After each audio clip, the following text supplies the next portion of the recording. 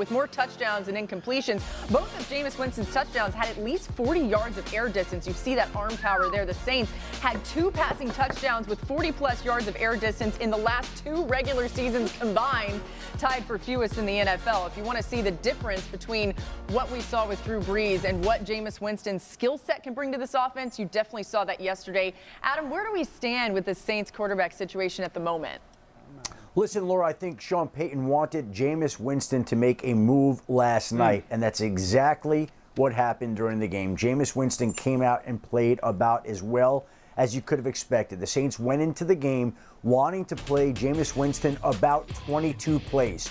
He went 2 series, and after 16 plays, Sean Payton and the Saints had seen enough. He didn't even get to the allocated limit they wanted him to get to because they saw him throw the 2 touchdown passes and they saw him move into the lead for that starting quarterback job. After he played like that, it's hard to imagine that the Saints wouldn't make him the opening day starter against the Green Bay Packers. But as of this morning, Sean Payton still had not informed any of the quarterbacks of his decision, though I think the prevalent thinking, the common sense thinking, is that Jameis Winston is going to be out there against Aaron Rodgers on opening day. Yeah, 2 of the coolest parts of last night was you saw a quarterback that had freedom because of his discipline. And then you saw a quarterback, Jameis Winston is a gunslinger, but really last night he was a marksman. There's just not that many better feelings as a quarterback than when, like, you have a plan and you go into a game going, if I get this, I'm going to do this. And then he sees the hot. He tells the receiver, he communicates, this is the route that I want because of that cut split, and it equals a touchdown. There is not a better feeling, guys, as a quarterback than when that happens and the preparation pays off and you're like, I got him. I just think it was really, really impressive by Jameis. And that's also the guy we did not see in Tampa.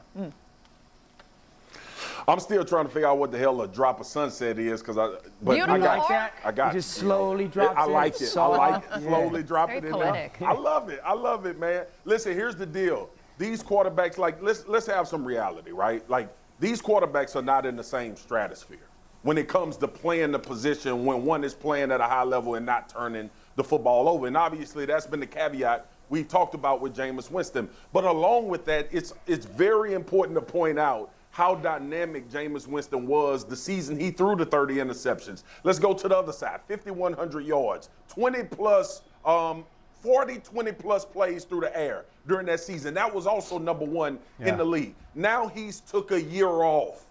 He humbled himself to go sit with Sean Payton and Drew Brees and learn how to play the quarterback position without having to play games. That is why you sit behind guys that do it at a very high level and learn not to give the football away. He wanted it bad, D.O. and Mina. He wanted to push that thing down the field. But that voice in his head and that preparation said, I don't need to do this. I can live to play another possession. That's Jameis Winston maturation, and that's why I believe this will be a better offense than they were with Drew Brees last year. You got to think that Sean Payton, even watching that moment that you pointed out, that could have been the most important moment in determining this quarterback battle for him even last night. But, Mina, from the weapon standpoint, something stood out to you from one of Jameis's weapons last night. What was that? Well, the weapons have been a concern. When Michael Thomas, when the injury was announced, I said on this show, might be one of the worst wide receiving groups in the NFL. Then, after preseason week 1, I apologized to Marquez Callaway. You said you would potentially apologize. I got that out of the way because holy smokes, this dude. I mean, this ball, the first touchdown, I was watching this on my small hotel TV, and I was like, why are they celebrating PI so much? Like, it's good that he got PI. That's awesome. They're throwing the flag. And then I realized, oh, my God, he caught it. And according to Next Gen Stats, that had the lowest completion probability of any catch by a New Orleans Saint over the last 4 years. And that's big for this offense because what it appears that they have in Callaway is a receiver who can win against man coverage. He can separate. But you also saw throughout the game, how we've been playing the highlights of the deep balls, you also saw him settling into the zones, finding the soft spots, getting in some of those under routes as well. And, man, when Michael Thomas comes back, this is a nice group of receivers. Say, oh, my God, he caught it again. Oh, my God, he Say, oh, my God, do it again, Mina. I was in my hotel room jumping off my bed. Oh, my God. The fact is, I'm going to petition for a live camera of Mina Kimes watching games in her hotel room. And the reality is we will have megacast to see some of that, too. Thanks for watching ESPN on YouTube. For live streaming sports and premium content, subscribe to ESPN+.